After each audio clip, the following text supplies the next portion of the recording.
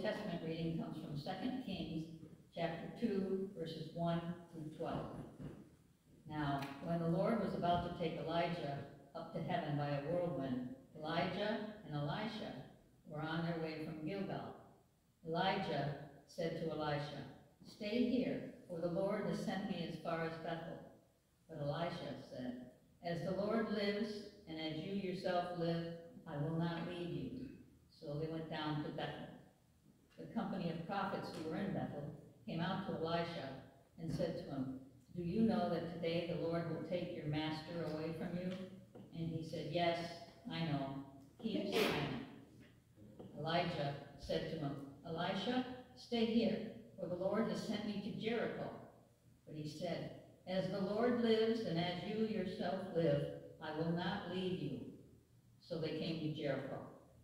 The company of prophets who were at Jericho drew near to Elisha and said to him, "Do you know that today the Lord will take your master away from you?" And he answered, "Yes, I know. Keep silent." Then Elijah said to him, "Stay here, for the Lord has sent me to the Jordan." But he said, "As the Lord lives and as you yourself live, I will not leave you." So the two of them went on. 50 men of the company of prophets also went and stood at some distance from them, as they both were standing by the Jordan. Then Elijah took his mantle, rolled it up, and struck the water. The water was parted to the one side and to the other, until the two of them crossed on dry ground.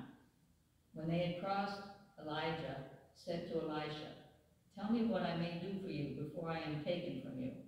Elisha said, "Please let me inherit a double share of your spirit." He responded, "You have asked a hard thing, yet if you see me as I am being taken from you, it will be granted you.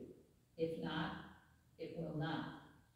As they continued walking and talking, a chariot of fire and horses of fire separated the two of them, and Elijah ascended in a whirlwind into heaven.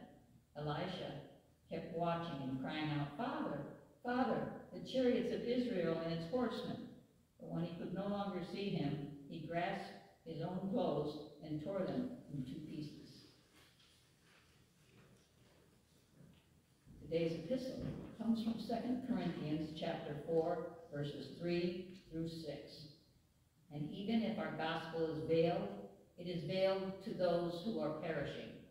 In their case, the God of this world has blinded the minds of the unbelievers to keep them from seeing clearly the light of the gospel of the glory of Christ, who is the image of God.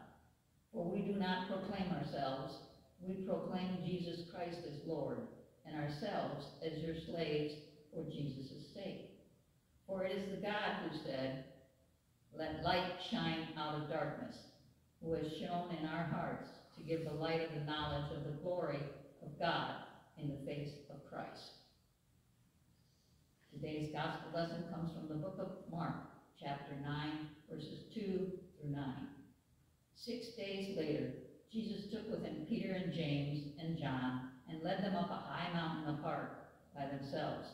And he was transfigured before them, and his clothes became dazzling white, such as no one on earth could bleach them. And there appeared to them Elijah with Moses, who were talking with Jesus. Then Peter said to Jesus, "Rabbi, it is good for us to be here. Let us make 3 dwellings, one for you, one for Moses, and one for Elijah." He did not know what to say, for they were terrified. Then a cloud overshadowed them, and from the cloud there came a voice, "This is my son, the beloved. Listen to him." Suddenly, when they looked around, they saw no one with them anymore, but only Jesus. As they were coming down the mountain, he ordered them to tell no one about what they had seen until after the Son of Man had risen from the dead. This is the word of God, the people of God. Thanks be to God.